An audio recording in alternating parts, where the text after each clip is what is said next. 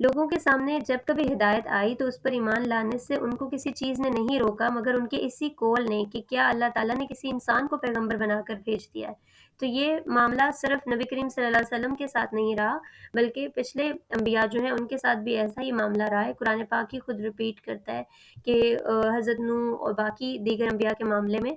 اسی طرح انسانوں کا یہ رویہ رہا ہے کہ انسان ہی کیوں بھیجے گئے، اور اللہ تعالیٰ اس کو بتا رہے ہیں کہ لوگوں کے سامنے ہم جب بھی ہدایت کو پیش کرتے ہیں وہ یہ چیز انہیں روک لیتی ہے کہ ہمارے جیسا تو ایک انسان ہے، تو اس کو ہم پر فوقیت کیسے مل گئی، یہ ہمیں گائیڈ کرنے کے لیے کیسے اپوائنٹ ہو گیا۔ قُل لَوْ كَانَ فِي الْأَرْضِ مَلَائِكَةٌ يَمْشُونَ مُطْمَئِنِّينَ لَنَزَّلْنَا عَلَيْهِم مِّنَ السَّمَاءِ مَلَكًا رَسُولًا، ان سے کہو کہ اگر زمین پر فرشتے اطمینان سے چلتے پھرتے ہوتے تو ہم ضرور آسمان سے کسی فرشتے کو ہی پیغمبر بنا کر بھیجتے۔ یعنی اتنی لاجیکل بات ہے کہ جب انسان زمین پر بستے ہیں تو انہیں گائیڈ کرنے کے لیے بھی انسان کو ہی بھیجا جائے گا، کیونکہ ایک انسان ہی سمجھ سکتا ہے کہ دوسرے انسان کی ضروریات کیا ہیں، اس کی فیلنگز کیا ہیں، اس کے احساسات کیا ہیں، وہ کس طرح ریئیکٹ کرتا ہے۔ ایک مخلوق اگر بالکل مختلف ہوگی تو وہ تو انسانوں کو سمجھ ہی نہیں پائے گی۔ تو کیسے ایسا ہو سکتا ہے کہ اللہ تعالیٰ انسانوں کو ہدایت دینے کے لیے کسی فرشتے کو اپوائنٹ کر کے بھیجتے تھے؟ اور اس جو ٹاپک ہے اس کو اللہ تعالیٰ نے مختلف صورتوں میں کئی جگہ پر ڈسکس کیا ہے۔ اب بات یہ ہے کہ اللہ تعالیٰ تو مسلسل اس چیز کو مینشن کر رہے ہیں کہ نبی کریم صلی اللہ علیہ وسلم ایک بشر، ایک انسان تھے، اور جنہیں باقی سب پر سپیریورٹی کیا ہے کہ اللہ تعالیٰ نے انہیں اپوائنٹ کر دیا ایز اے نبی، اور وہ نبی بھی ایسی کوئی رینڈم سلیکشن اللہ تعالیٰ کی نہیں ہوتی، بلکہ پوری ایک لائف گزرتی ہے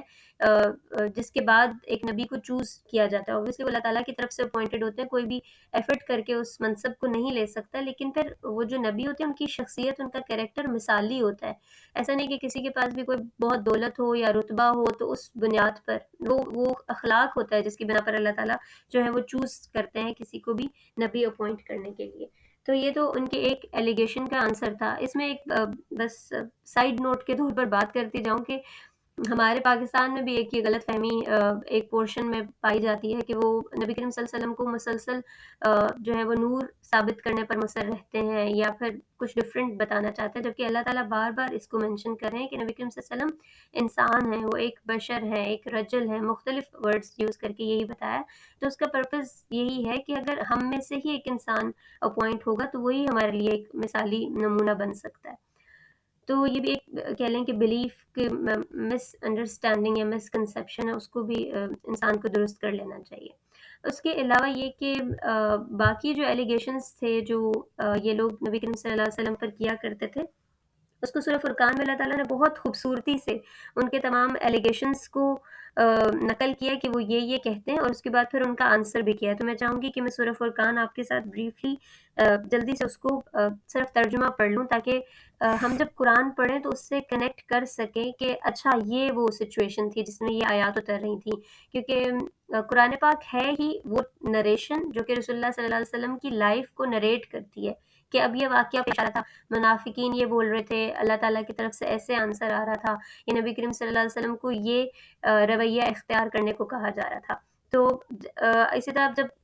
25th پارہ آنورڈز یا ایون 20th پارہ آنورڈز پڑھیں گے تو یہ جو پورا مکی دور ہے یہ آپ کو ریفلیکٹ ہوتا ہوا نظر آئے گا مختلف صورتوں میں، کبھی ان کے پورشنز میں، یا کبھی کبھی پوری صورت اس کے اوپر ہوگی۔ تو میں بس چاہ رہی تھی کہ سورہ فرقان کو آج ہم تھوڑا بریفلی